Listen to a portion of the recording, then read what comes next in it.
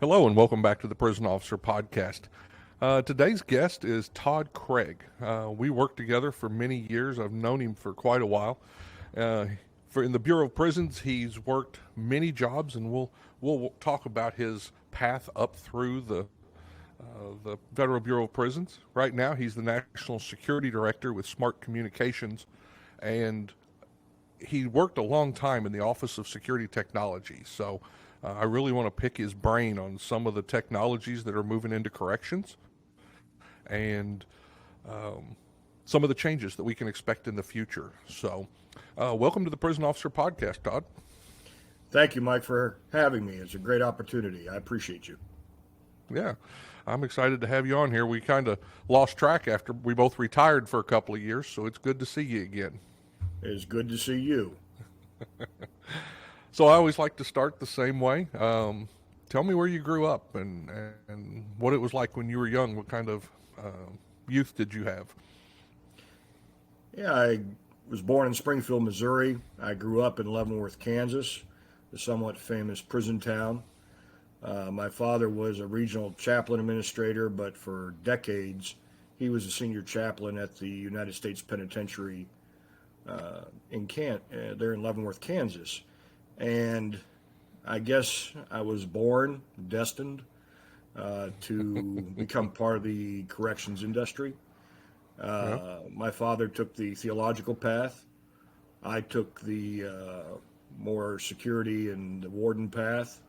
But early in my childhood, I mean, like everybody else, growing up in a small town values, it was great in Leavenworth. Have fond memories. But I can remember in the summer of 1973 and in the summer of 1974, my father was reached while we were out at family activities, and he had to go with the warden to deliver death messages to two correctional officers killed in two successive summers at riots at the United States Penitentiary, Leavenworth. Wow. And that left an indelible mark on me. And then growing up through high school, I had the fortune of meeting and talking with some officers, and that kind of cemented my future career calling as I left Leavenworth to go to college. Okay. So that's so you were you aware of what went on in prison? I mean, did your dad talk about it a lot? Or was it kind of, you knew a little bit about it, but he didn't bring much of that home? Did he talk about it? He would talk about it, and a prison chaplain carries the burdens not only for ministering to the staff, but also ministering to the inmates.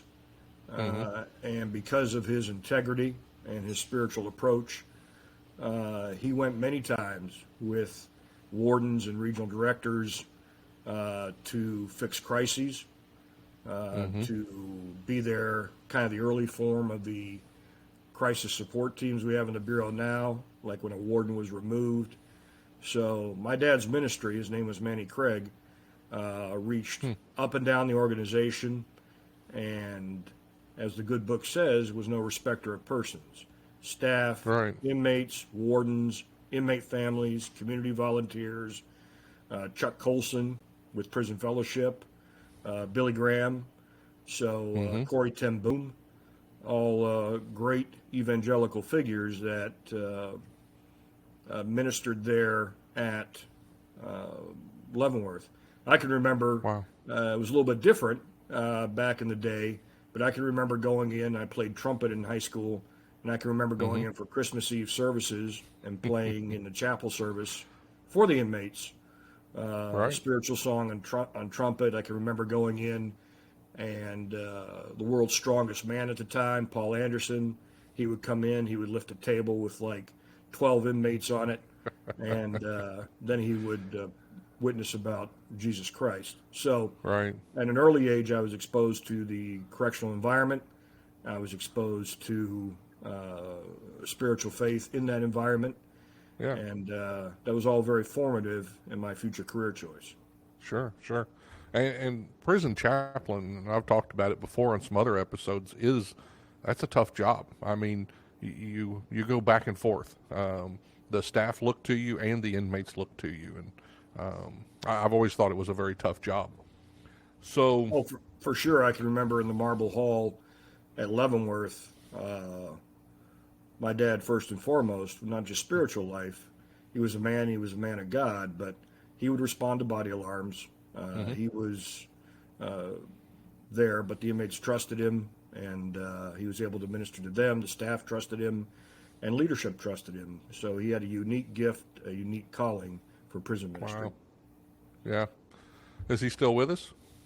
Is he? No, my dad passed away 3 years ago. So, Oh, sorry to hear that. yeah, thank you. I miss him every day, and his influence stays with me. Yeah, that would have been a good interview too. Sounds like.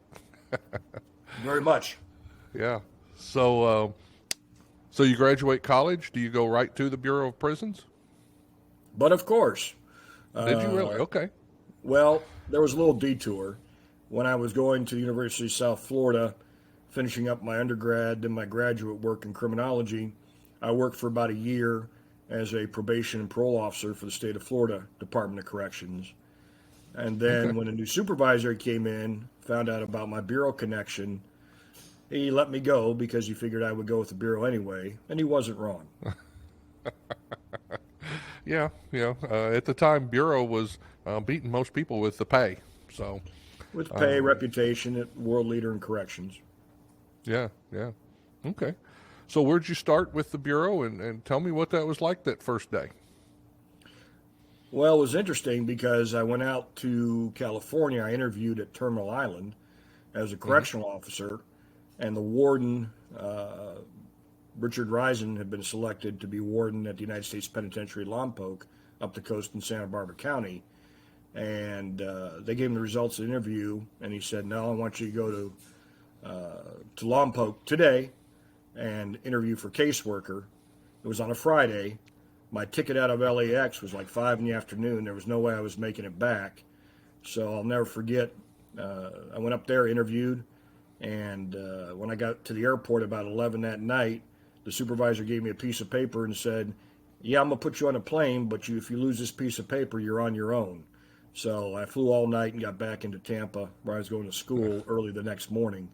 But that was my interview with the Bureau. And I started there in September of 1987. Wow. I was the first case manager hired off the street. So all the old hacks and guys that worked their way up were taking bets on how long College Boy would last. And it was I mean, there was a saying, the poke is no joke. And 8 years were spent there, very formative, caseworker. And then I went to special assistant to the warden, really was a special investigator for the U.S. Attorney's Office in San Francisco on a case that went to the Supreme Court, Martin v. Risen. And the case was about, Oh, wow. can an inmate write as a reporter with a byline and be published in a major newspaper? And of course, the Bureau had regs that said, no, you can't. You can't be reporting on what goes on inside. So we won at the district court level, won at the appellate court. The San Francisco Chronicle appealed to the Supreme Court, and they denied certiorari. But that was probably 2 of my first 4 years with the Bureau was spent working on that case. Interesting. Not many people could say that they've worked on a Supreme Court case. No, and that kind of got me Interesting. into the legal side of the Bureau. I'm not a lawyer, thanks be to God. But and throughout the rest of my career, I would fight with lawyers on everything, the kingdom of no, when we need to do what is right to protect the staff, wardens, and officers in the field. So Absolutely. that was very formative. I then went on to be executive assistant to the warden and finished my time at Lompoc as camp administrator. I built the first kind of low-cost satellite work camp for $1 million back in 1991. Housed about 300 inmates, provided work crews to the one of the 2 existing Bureau farms at that time, full dairy herd and everything else, the low security FCI, and then for cleaning details inside the USP. And I got to tell you, Wow. working in So penitentiary go ahead. was the best possible training for a career in corrections. All the lessons I Yes. used throughout my career were learned in those 8 years at Lompoc. Whether it was an escape hunt, whether it was responding to homicides. I'll never forget in April 1993, we had 4 homicides in 1 month. 7 SORT teams, special operations response teams, were brought in. The place was rocking and rolling. Because at that time, you remember, Lompoc was the only West Coast penitentiary. So we have several out in California now, but it was it. And it was converted. It was built in 1946 as a disciplinary barracks for the Army. Then in the 60s, the Bureau took it over and made it a penitentiary. So all the life lessons one learns as a correctional staff member, supervisor, and ultimately warden were taught to me. And I got to say this, it's very important in corrections to mentor people, to be a rabbi to staff, to all staff, to be inclusive, but really to mentor. And I had some great wardens there. God rest his soul, Pat Cohane. In terms of warden, Dick Risen. And those life lessons, he taught me all I needed to know at that point early in my career. And I was really blessed to have that opportunity. Oh, absolutely. Lompoc, that was the first penitentiary out there. And the Bureau, a lot of people don't know, part of the mission of the Bureau is to keep inmates in the area that they came from. So they always tried to keep them within a certain distance from their house if possible, if it was allowed. Well, the gangs on the California coast were just, crazy at that time. So you guys were just packed full of that stuff, gang members. Correct? Oh, it was, back then we monitored the 5 disruptive groups, as we called it. But yeah, it was a melting pot from Northern California, Southern California. It was the only high security operation. And I do want to put a disclaimer in here, Mike. Nothing I say today represents the Department of Justice, Federal Bureau of Prisons, the federal government, any manner, shape, form, or representation. I'm simply a Bureau of Prisons retiree, and just glad to be on the show. And hopefully some things that we share today will help those in the corrections profession. Absolutely. I think people have already figured out that what I say on here isn't a representation of the Federal Bureau of Prisons, but I had a good career. I have no animosity towards the Bureau whatsoever. I had a good career and learned a lot like you. So did you know that Pat Cohane was from Springfield also? Absolutely. Correct? Yep. Nixa County, or Nixa was the town. Yep. And I saw Pat. Great man. I saw Pat at ACA in 28, and I second that. He was just a great man, great individual, great leader during difficult times. Absolutely. So where'd you go from Lompoc? What was the next step for you? Well, here's the next step. Pat Cohane got me selected as the Bureau's chief spokesman. And it was October 1995, which should ring a bell. That was the nationwide, as we euphemistically called it, institution disturbances. Anyway, they put me on a plane. I was selected, but I didn't start for a couple months. They put me on a plane on a Friday night. I flew all night from Lompoc to Washington, D.C., got off the plane, got a car, went to work in the central office as the chief spokesman. And so I was there on temporary duty probably for, 6 weeks, and was the chief spokesman responding to those nationwide riots, working with Main Justice Public Affairs, White House, Executive Office of the President on coordinated statements. And it was a baptism by fire, but it was good. Yeah. So had the riots already started by the time they picked you? They selected me on a Wednesday. They kicked off, if I recall, on a Thursday. I was on a plane Friday. Wow. Yeah, that would be a baptism by fire. Interesting. That's I haven't heard of that before. did we have official public information officers back then? We did. I replaced a guy by the Okay. name of Greg Bogdan, good dude. And there was an assistant there, Daniel Dunn, still a good friend of mine to this day. But Greg had retired, and they needed that leadership role filled. And, yep, I worked 12, 14 You were the hours man. a day for the next 6 weeks. Wow. So go from there. You're there for about 6 weeks. You get Yeah, your go trial back by fire. Go back to Lompoc, load up my family, drive across the country, and start there permanently. I was there from late 95 through early 99. Got the call, went as associate warden to FCI Allenwood. I served there for 5 years. I thought my career had plateaued. Nobody wants me. What's the next step? All those things that, if we're honest, and those listening to the podcast, you know, and I was so fixated at the time on the next step, as well as doing the job well where I was at. But then the time came, and I was moved after 5 years. I was moved across the street to the United States Penitentiary, Allenwood, and there was a warden who retired pretty soon thereafter, and I was acting warden of the penitentiary for a period of time. And I guess at the time my regional director thought I did an adequate job, and then I was selected as warden at Raybrook.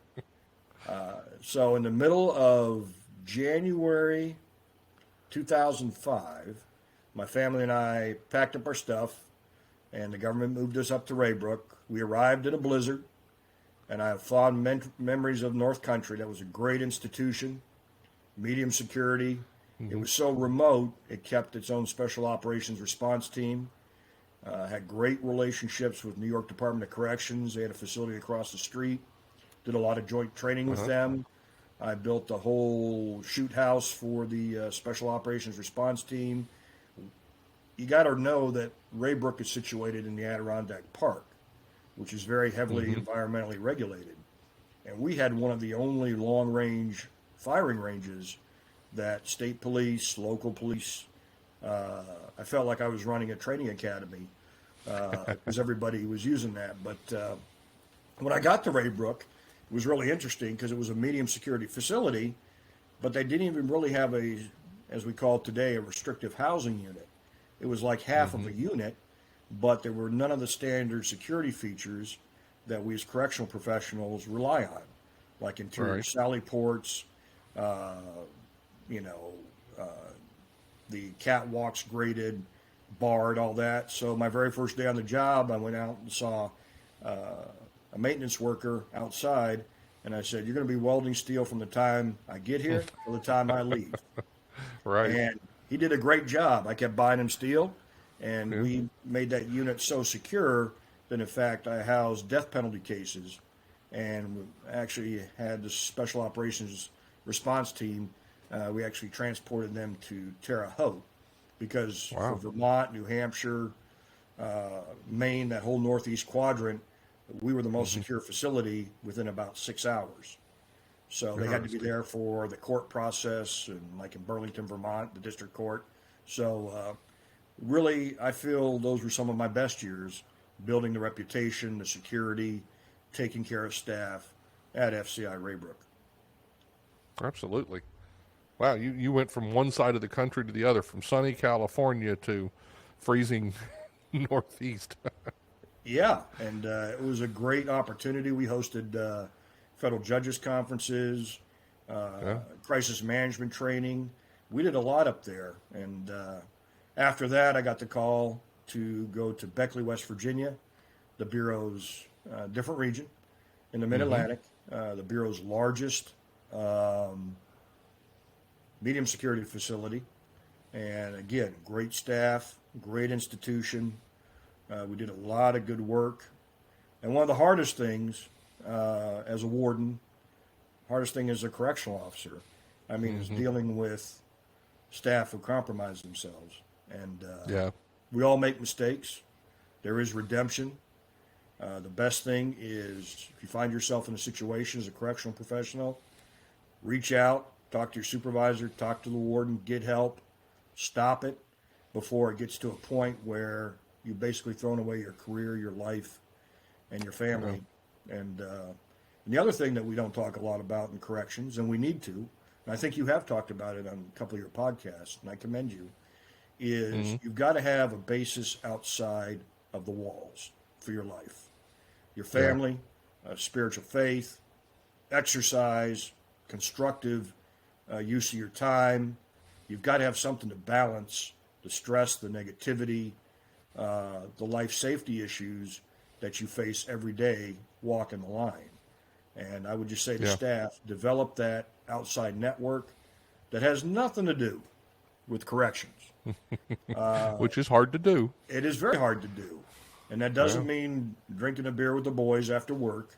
That means, developing, investing in your family and having a faith and doing other things that will buttress you against the verbal, emotional, and sometimes physical assault that all of us correctional staff face. I mean, I've been assaulted, and a lot of staff have lost their lives. And as a warden, I buried an officer, and that leaves an indelible mark on your soul.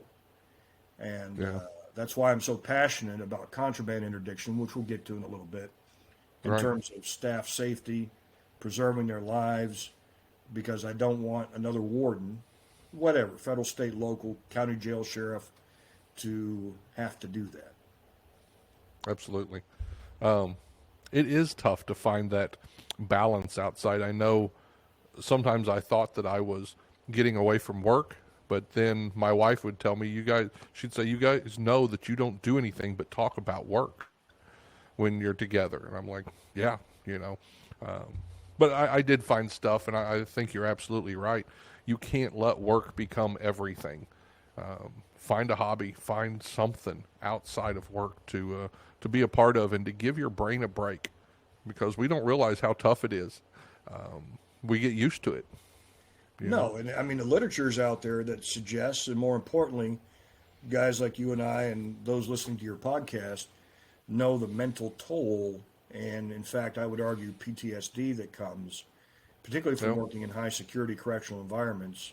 And one thing I did was invest in my sons, and we got involved in a scouting program and just did things that with the boys even had like a snow and lawn business that I helped oversee until I couldn't do that anymore as associate warden.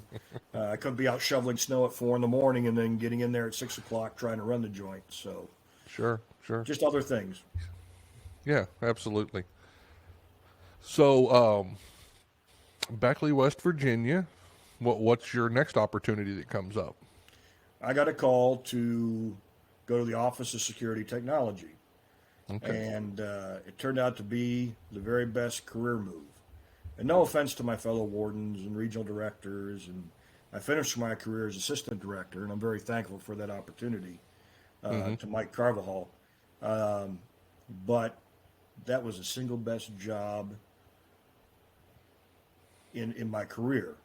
And I've got to thank great mentors like Sonia Thompson, who's the assistant director for Office of Technology and Data.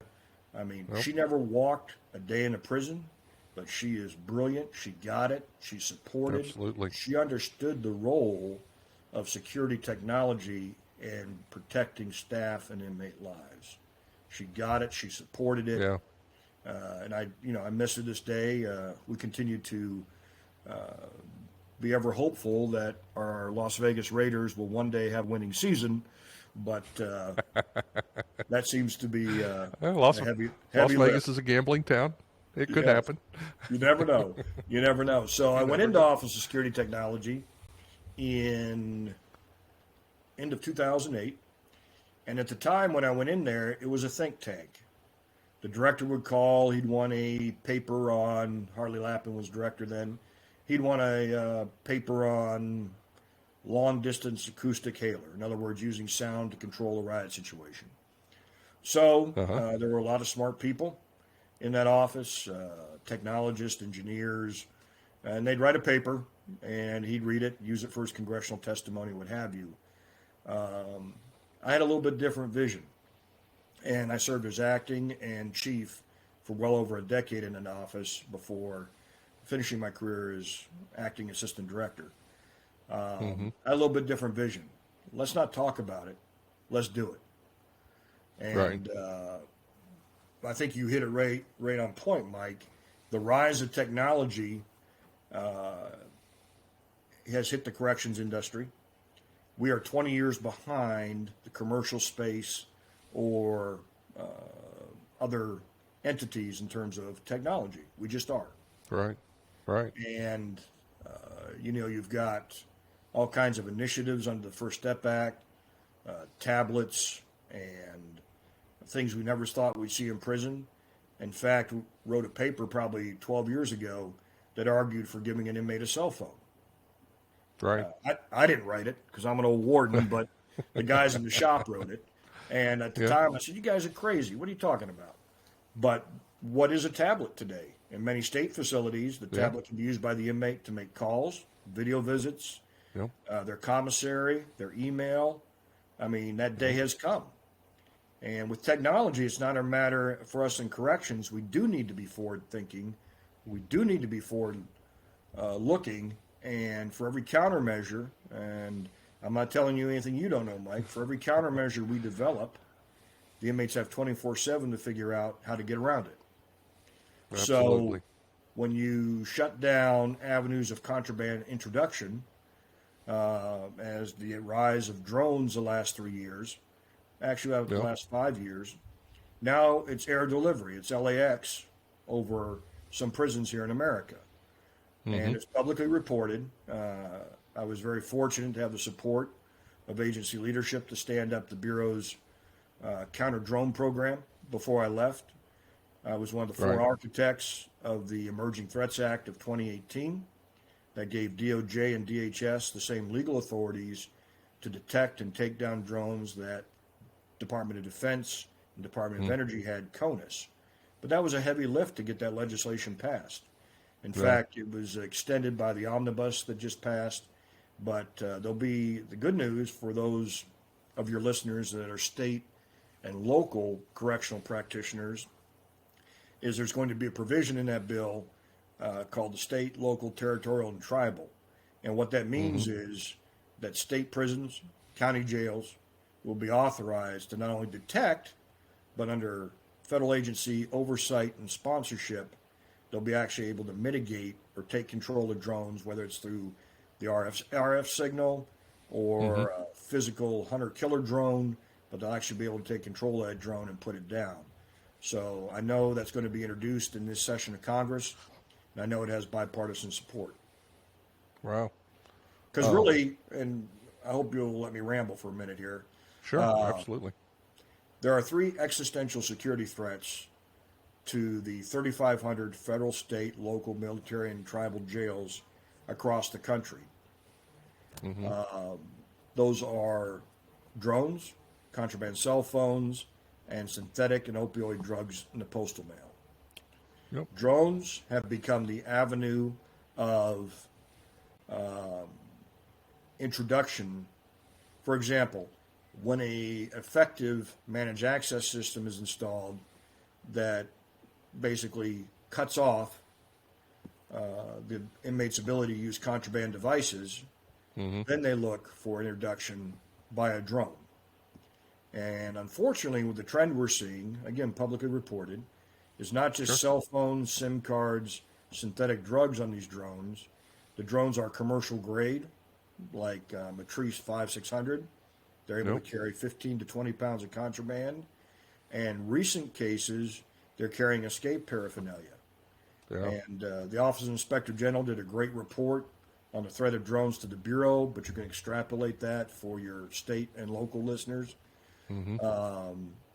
That basically this delivery system, it's not too far from the day because of the rise of technology for drones. And drones are good. I mean, they're trying to integrate it into commercial airspace in the country. You've got Amazon and other companies testing out drone delivery of packages. There are many plus sides to this technology. but there's also the dark side. And for us in prison, we're on the front lines trying to combat it. And increasingly, we have to think about when drones can drop a weapon. Can drones drop an explosive device to either foment an escape, a mass disturbance, and eventually, and it's already out there, the technology, can a drone airlift an inmate and effectuate Getting their close. escape? Yeah. Yeah, so those days, and when you say, you're exactly right, when we have to be looking ahead, we have to be looking ahead, not just looking ahead, Sure. getting the legislative authorities to do something about it, getting the budget, the appropriations to get it funded, and we need to get out ahead of the curve rather than simply reacting, which unfortunately, because corrections is the end of the funding funnel, many times we're not funded, and until something bad happens, we don't get the support to do anything about it. Right. Yeah, that's something even myself, years of working in corrections until I came up to D.C. and we worked together, and I got to see how hard you were working behind the scenes for the funding, for the legislation, for everybody was just like, well, let's just do this. Well, it's not just let's just do this. There's a lot of people involved in some of these decisions, and especially with electronics, FAA, FCC. I mean, you can go on with the acronyms who are involved in that type of stuff. You mentioned exactly. It's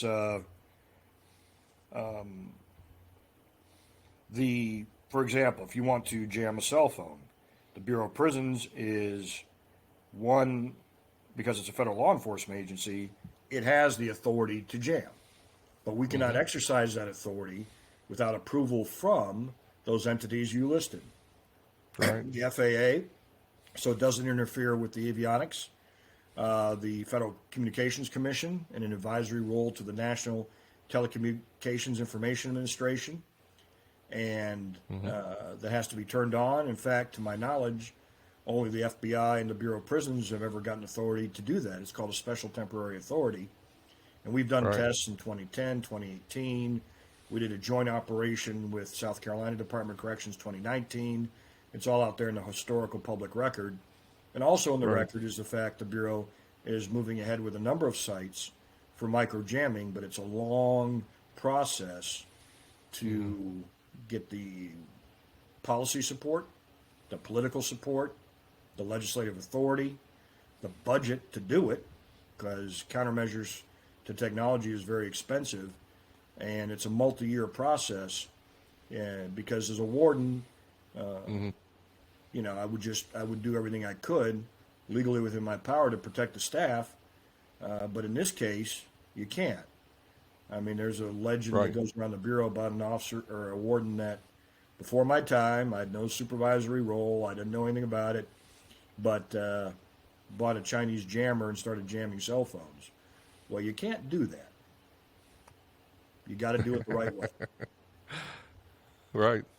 Here's just a little article I picked up January 23rd, and I think it's from the AP. It says top state prosecutors from across the country are again urging Congress to pass legislation allowing state prisons to jam the signals of cell phones smuggled to inmates. Devices, the attorneys argue, allow prisoners to plot violence and carry out crimes. Simply, we need Congress to pass legislation giving states the authority to implement a cell phone jamming system to protect inmates, guards, correctional officers, and the public at large.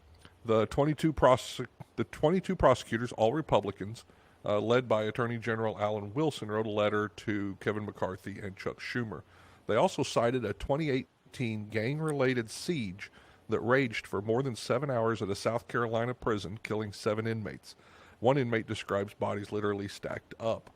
Corrections official blamed the orchestrated violence, the worst in U.S. prison history in 25 years, in part on illegal cell phones. And I don't think the general public understands why cell phones are such a problem. They've got one. Why shouldn't an inmate have one? But can you talk to that a little bit about what they cause in prison? Absolutely. Not only do they cause criminal conduct or facilitate criminal conduct in prison, but they also increasingly enable inmates to commit crimes against the public, which should be a concern even if they're not concerned about what goes on inside prison, they should be concerned about their own safety. And, you see in the public record, I mean, there have been several child pornography rings busted on contraband cell phones at the federal prison in Fort Dix. My good friend Brian Sterling, Director of Corrections for South Carolina, he put together a major case targeting inmates who use contraband devices to fleece American military members by a fake dating site out of a lot of money. Wow. You always see the scams for Social Security, IRS, and all this is facilitated by the use of a contraband device. And the problem at that institution was they had a managed access system, but unless that system is tested, inmates will find the security vulnerabilities, they'll find the areas that it doesn't cover, and then they're able to communicate to their criminal associates on the street. They're able to communicate with it from institution to institution. For example, if they wanted to coordinate a system-wide work stoppage or disturbance. So I've been chasing cell phones in blizzards in the high desert for 15 years. And every countermeasure we put in place, the inmates find a way around it. Probably the most effective technology today is called a mobile managed access cellular assessment. And basically, a vendor who has the authority under an FCC sublicense sets up, you're able to get the transactional data off contraband devices within the geospatial confines of a prison. And then thanks to the FCC ruling that came out last summer, you do not need a court order, but you can send an administrative request, the warden can, to the three big carriers and have the phone, the IMEI, the electrical serial number, and the SIM account, the subscriber identity module account, put in the stolen phone database, and essentially the phone's turned into a brick. So the FCC has authorized that by rule, and as long as the contraband interdiction system, as it's called, meets all the legal and regulatory requirements. Right. Wow. Yeah. I mean, we always chase cell phones, and now I did an article for Corrections One a couple of years back about contraband getting smaller, and that's part of the problem. It's harder for us to chase a SIM card. It's harder for us to chase, a cell phone now is, they got little flip phones that will almost hide with your hand. So we've got contraband running around our prisons that's so small these days that it's hard to keep up with. For $29.95, you can get a body orifice ready little fob cell phone that you have to use a pencil to dial, but it works for $29.95, and it even instructs visitors how to secrete it and inmates how to carry it in the institution to avoid detection. So. Oh wow! So they're actually putting it out there for that. Yeah, Wow. Unless they developed a conscience and have taken it off their website. But yeah, that's been around for a number of years. And in fact, the technology now is, basically cell phones on a credit card. Yeah. So that's a thing. Wow. Another thing I ran across, it's been a little bit back, we were talking about drones. Now, drones are a bad thing in one way, but I saw a company who has come out with basically there's 4 drones that sit on your perimeter, and if there's an escape, you can hit a button or send them up in the air, and you've got these 4 drones searching grids with infrared immediately after an escape, which I was just like, what do we need bloodhounds for anymore? That's just crazy thought that we have that out there. Have you seen anything like that or know anything about it? I could, but I can't tell you about it. Okay. No, it's in the public domain, and I do want to say nothing I say today advocates a specific vendor or product. Yeah. But there are all kinds of, they've been developmental mainly for the Department of Defense market, but they are basically full-time, 24/7 perimeter surveillance, because we in corrections have never done a good job of looking outside the fence, right? We've always, our focus has been keeping the bad guys in. We always look one way. Yeah, exactly. But now cameras are starting to point out Yeah. these robust perimeter surveillance system of drones, not just for the emergency situation like an escape or a disturbance for surveillance, but routine perimeter surveillance that is robust, ruggedized, reliable. The technology is already there and it's being deployed in some military environments. Wow. So let me ask you about this. We haven't spoke about this before. I don't know. What do you think about the AI stuff that's coming out? You know, Chat GPT and stuff like that. They say some of it, enables sophisticated surveillance and monitoring. Have you ran into anything like that, or have you dealt with the AI portion that's coming around? Well, AI is deployed in many security technologies already. And I guess to go back, kind of marking our age, Mike, Skynet is real. So, Yeah, yeah, and absolutely. I think that's what that technology points us to. Can it be a great tool? For example, when you have a video camera, a digital video camera, and if you have with an infrared sensor, and you have onboard data analytics, it's called at the edge. AI can run algorithms to sort real threats, for example, body mass of a human from a squirrel, whatever, Right. and reduce the false alarms to the control center. And we deployed that technology a decade ago at Fort Dix and ended up with the arrest of over 40 civilians for contraband introduction into Fort Dix. So the Wow. technology's there, but it's I guess I want to talk a little bit about unintended consequence, right? So you Sure. deploy this, and we all have been following the articles about chat bots and taking on human characteristics, and can they be reliable? Can they be regulated? Do they really add to it, or are they going to disrupt your technology? And for example, the big push to put tablets in every prison in America for reentry programming, for consolidation of inmate communication services, whether it's phone, email, video visitation, all those things. The bottom line is, even when you put in a secured infrastructure, and I know I'm kind of getting down the weeds, but Nope. secured access points, trunk communications, all those things, intrusion detection systems, intrusion protection systems, all those things, inmates will find a way to circumvent the technology. And just Yeah. look in the paper, or online rather. Nobody reads the paper anymore. I forget where I was. I saw a copy of the You Washington just dated Post. us again. I know. I was like, okay, that's cool. There's actually a paper copy. But I can remember reading that on the train going into D.C. every day when I was chief spokesman. But now it's all at the fingertips. You got to sort news from fake news and all those things. But the unintended consequence, what is provided to the inmates as a legitimate programming and management tool, can be circumvented just like a contraband cell phone to threaten the public safety.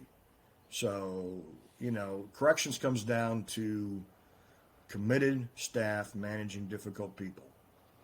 And technology can augment or help the frontline correctional officer do their job, but it will never take the place of a correctional officer doing their job. I was at a conference recently and saw pretty cool robotic dogs. And the Air Force, it's been publicly reported, they're using robot dogs for perimeter patrol, at least at one base. I think it's a pilot basis. I can see that augmenting, just like drone surveillance, augmenting perimeter security, but you're never going to be able to take the human operator out of the loop in corrections. You just can't, because it's people managing Right. people. Yeah. Well, and AI and robots and stuff you're never going to get past sixth sense or gut instinct. There's a lot of that in corrections and in law enforcement in general. I saw this morning, I was reading some of my podcast stuff. So here's a new one that's come out. Basically, they have an AI that if I will speak 70 sentences into it, from that point it will mimic my voice, and I can type out my podcasts from now on. And you'll think you're hearing me, but all I did was type it out. And I was like, wow, there's some, I couldn't think of the good with that. I guess maybe for some people with communication problems, maybe it might be something great, but I thought so many ways that could be misused. Of course, I'm a correctional officer, so that's where my brain goes. As it should, Mike, as it should. I mean, there's an article 2 weeks ago about a congressman that had his speech written for him by AI. The problem, and you see this on the internet, the deep fake, as it's called, not just voice, but visual representation of an individual. And I think we're not too far because the technology is already there. Can you imagine deep fake of public officials, deep fake of economic officials? Sure. It'll cause chaos. Oh, And absolutely. the technology for biometric identification, fingerprint, iris, facial recognition, heartbeat, all kinds of different technologies. You're going to see a rise in biometric identity management. For example, a project I worked on was giving inmates in the community a smartphone for supervision rather than the outdated GPS ankle bracelet. And on that phone, not only is there random, constant biometric identity management, there were proximity sensors. So if a phone of an individual on the program was in proximity, for example, if they were sex offenders, it would send off alerts. But all these systems, technology will only be as good as the staff manning them. And they have to be properly trained. They have to be properly supervised to make the technology effective. Let's go to a standard in the corrections world, the metal detector. Been around 50 years. We rolled out the world's most sophisticated metal detector, network profile capable, at the Bureau to the penitentiaries. But the bottom line is, if they're not properly installed, if they're not properly calibrated, if staff are not held accountable to run every single inmate through the checkpoint every time and not just wave them through, and technology reduced the workload on the frontline officers. For example, an inmate that had a metal rod in their leg from an operation or a fragment of a bullet from their criminal lifestyle, when they got enrolled, all that was calculated down to the fraction of the gram. So the detector was smart enough, and this was 10 years ago, to detect what approved metal in the body was, dental or fillings, whatever, from carrying a shiv or a contraband cell phone in an orifice. But if staff don't use it, it's not calibrated, it's not maintained, it's not gonna work to its intended purpose for our operational use case in corrections. Yeah, it's interesting you brought that up. The episode just before this one, I talked about when I was at Leavenworth, they had a guy who kept going through the metal detector, had a pin, and he'd go off, and we'd pull him aside. What's going off? Let me see what you got. I got a pin in my hip.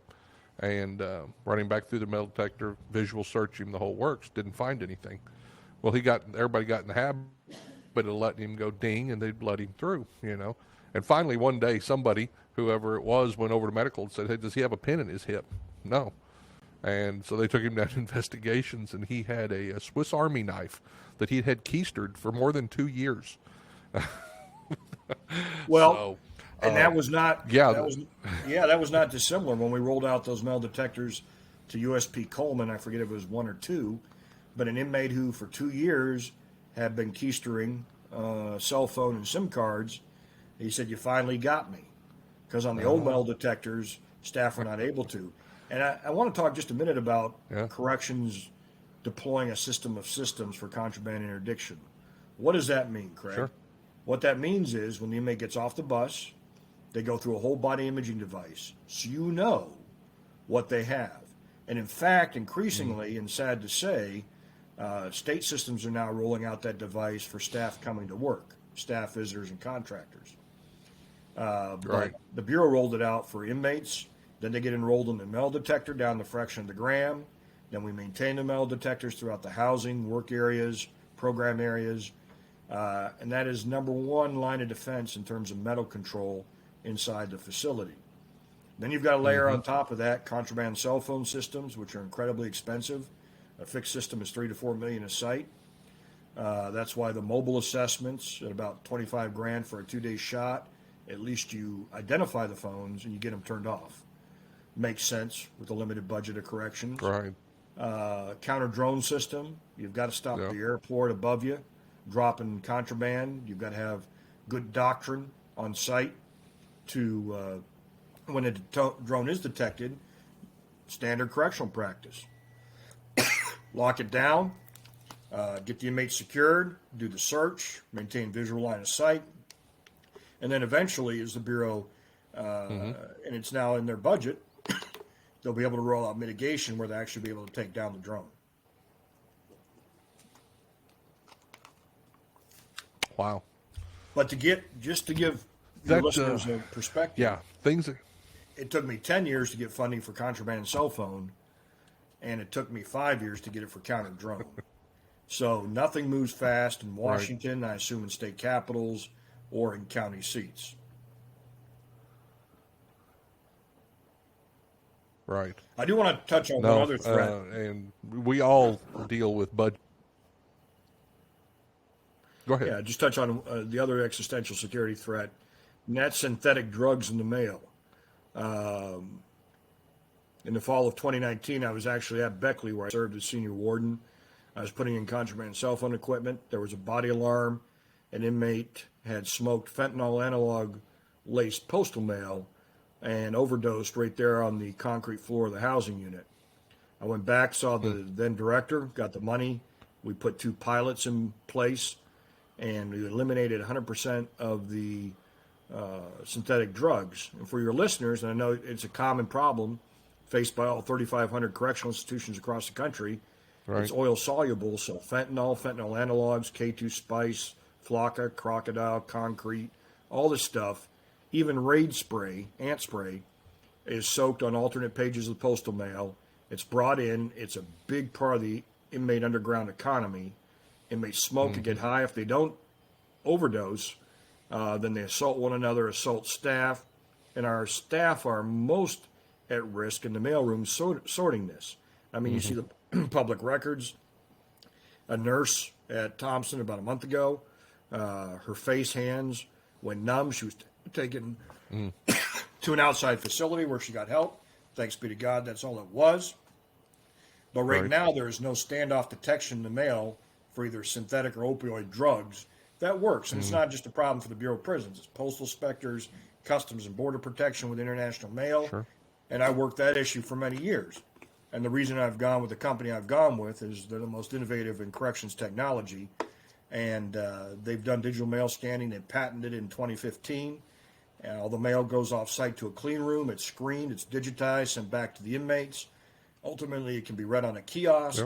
If the inmate so chooses to get the greeting card from Little Sally, they can get that 30 days after. We verify, once again, that it's totally contraband and narcotic free.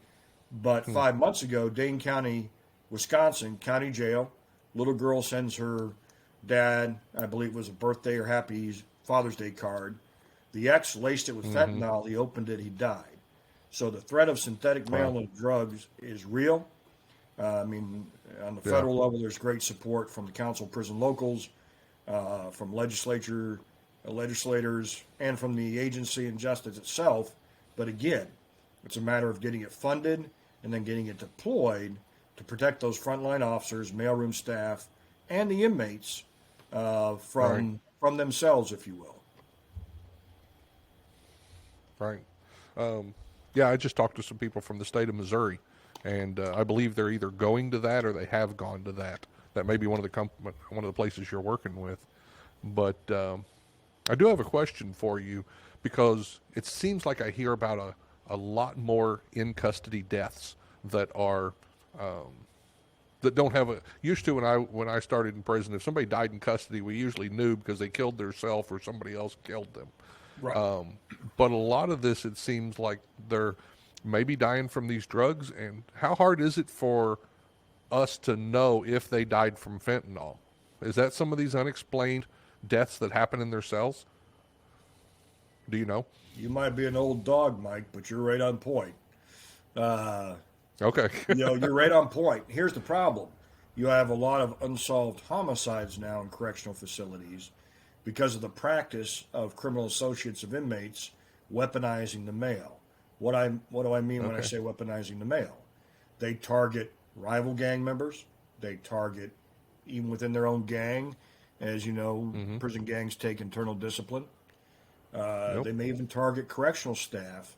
And unfortunately, providing nitrite gloves to correctional staff to open mail or setting up your own process where you're copying it, you're still exposing the staff to the risk. And there are increasing number of unsolved homicides. And from what I've seen, I concur with you. Fentanyl analog exposure is probably a leading cause. And I think history will prove that to be true. So, and we've covered a lot of stuff here. You may have already covered some of this. What do you see on the horizon? What should people be looking for corrections, whether it's detection or whether it's more problems that you see coming up? Anything else that we haven't covered? One unpopular subject, I think, the staffing crisis that has hit every correctional agency in this country, trying to hire, recruit, retrain qualified correctional officers and correctional staff, is just going to get exacerbated in the time to come. And technology can fill some of those gaps, but it cannot replace dedicated correctional professors doing their JOB, doing their job, area searches, pat downs, doing all those things for internal and external security. So I think with the rise of good technology, such as tablets, correctional professionals are going to have to be ever more vigilant to inspect those systems, to test them, boots on the ground before they're deployed, to put them through cyber attacks, to develop really a system of coordinated contraband interdiction. In other words, you're going to have to screen and inspect staff and really do it. And as you and I both know, after 4 o'clock and on the weekends, a correctional institution runs totally different. Sure. It's just a fact of life. So staff, visitors, contractors, every package that comes through needs to go. Right now it's going through X-ray package scanning, just like TSA, which has the funding. They've deployed CAT scan machines. I think that'll eventually come to Bureau of Prisons facilities with the funding. So every good and package gets scanned. Every individual person gets scanned coming in the facility. There is a system of systems of whole body imagers, sophisticated networked metal detection, counter drone detection, and eventually mitigation, contraband cell phone interdiction, and synthetic mail prevention from it coming in. And the only way to do that right now is send it off-site, digital mail scanning. But the less, if you limit access of people, you limit access of goods, you limit access of postal mail. And in fact, I think you'll see encrypted legal mail systems. Congress last session mandated the Bureau of Prisons implement a secure inmate attorney-client email system. They did not fund it. I think they'll probably fund it in the near future. But I think technology, just like video visitation, one of the greatest threats for narcotics interdiction since the eons of time when the Bureau of Prisons was established in 1930 has been the visiting room. Well, if you move that to video visitation, at least for a significant portion of time, you greatly reduce the inmate's ability to introduce contraband and the visitors, and you don't put staff at risk interdicting the contraband introduction activity. Do you think we have to be careful? Do you think technology has a tendency to make us lazy? Do you think we get used to letting it do things for us? Well, I think we've all been following, and as a father of many, the ills of social media and the impact on child development and all those things. I think the same can be said. And the problem with technology is when we become reliant on it, or, for example, you're the control center officer in charge, and you have a particular perimeter intrusion alarm system that has a high number of false positives. What do? Right. You turn it down, you ignore it. And, I mean, that's just the reality of working in a prison. And unfortunately, that 100th alarm can be the one where the inmate escapes and puts the public at risk as well as your staff. So I think there's a real tendency. That's been proven a couple of times. According to the public newspaper reports, yeah. Right. But I think if the more we become reliant on technology, there's got to be commensurate technology deployed. For example, insider threat technology. Now, most correctional staff don't deal with classified information, but they deal with sensitive but unclassified information. And that information can be sold. I mean, there's a number of prosecutions sold to rival gang members, sold to those on the street. And we need to do a better job of insider threat tracking as staff become more and more reliant on desktops, on laptops. And one thing we can never do in corrections, you can't call it in. You can't sit on your laptop at home. Right. Not today. You've got to be in the prison doing your job. But I think we have to put safeguards in place that monitor staff, not just from bringing illicit technology in, and I helped write the 2010 Contraband Cell Phone Act, but I think the criminal penalties need to be increased from a misdemeanor in a year to a felony in 5 years. I think any technology, I've read these articles of state facilities trying to attract millennial and Generation Z correctional officers, actually allowing them with supposed safeguards to bring their personal cell phone in. Right. They're going to be distracted. They are not going to be able to focus on their job. And then it's going to be used for illicit purposes, and the staff are going to find themselves jammed up. So I just think a bright line has to be drawn, and the technology we do deploy to assist correctional officers and correctional staff in doing their job has to be monitored, has to be updated, has to be kept current, and leadership of the institution is leadership by example, leadership management by walking around, whatever you want to call it. There's no substitute for boots on the ground. You know, if you're the warden or the lieutenant or the SI, the special investigative supervisor, or the senior officer, you walk by the metal detector and it never goes off, you need to check the calibration rate. You need to see if it's actually plugged in. I kid you not, Mike. You've seen it. I've seen it. Right? Yep. And it's all fun and games until a fellow officer or staff member gets stabbed. Yep. Absolutely. So what are you working on now? What's keeping you busy in retirement?